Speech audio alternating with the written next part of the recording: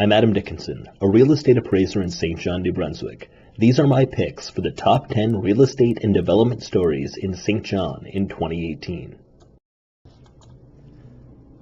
The developments happening on Union Street in St. John are certainly encouraging. After many years of neglect, Union Street really seems to be picking up. There's new retail and art galleries and a few other businesses, including barbershops. I know there's new residential opportunities on that street. So it's really good to see that Union Street is starting to rebound back into a retail street, somewhere where people will go and enjoy themselves in St. John.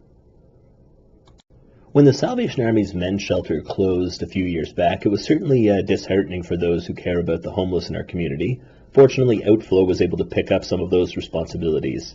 What is encouraging to see is that former Salvation Army space, after it was on the market for a while, has been picked up by a local developer who's really transforming it, taking advantage of some of the great views in the area, taking advantage of the revitalized downtown, and really turning it into some neat apartments. The balconies on the outside of the space certainly are indicative of cool things to come. Partown Place, that used to be home to a few offices, is now being converted to apartments by Historica. They've had some great successes converting properties in the downtown, so I'm sure this project's going to turn out to look pretty great. CMHC statistics in St. John are interesting this year. The apartment vacancy rate shown at 3.1%, down from 4.9% in October 2017. For the Uptown, the vacancy rate's 3.7%, down from 4.6% in 2017. This is indicative, I think, of some different trends, including some of the low-end apartments in the city being closed down and removed. You couldn't have a list like this without talking about the Irving Oil headquarters going up on King Square. The property is progressing quite nicely. It's looking great in the skyline. Be interested to see all those employees walking to and fro through King Square in the coming year. The Fieldhouse going up on the east side is certainly moving quickly.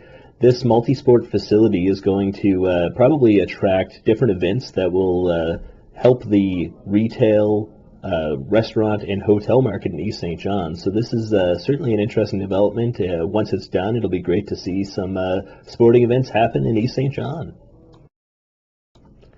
This empty lot used to be home to a Coast Guard building that was torn down by the city to make way for development that could include a museum if funding is arranged. Right now, it just opens up a nice view plane beside Market Square. The St. John City Hall building has been purchased by two local developers who will hopefully be able to find tenants to fill some of its vacant floors and revitalize that area. In other great news at City Hall, the city has agreed to continue leasing in this space, and they're actually going to save money under their new lease arrangement. In 2018, 91 King Street, the old Woolworths building, was purchased by an investor who had plans to redevelop the site. Since then, the ownership has once again changed, but hopefully 91 King Street will find a development scheme that is able to succeed. Redeveloping churches into something else is pretty hard, which is why it doesn't happen that often. Cook Aquaculture has taken on the synagogue on Carlton Street and is turning it into offices. This shows a great degree of faith in the city from this company, who has had some great successes in recent years.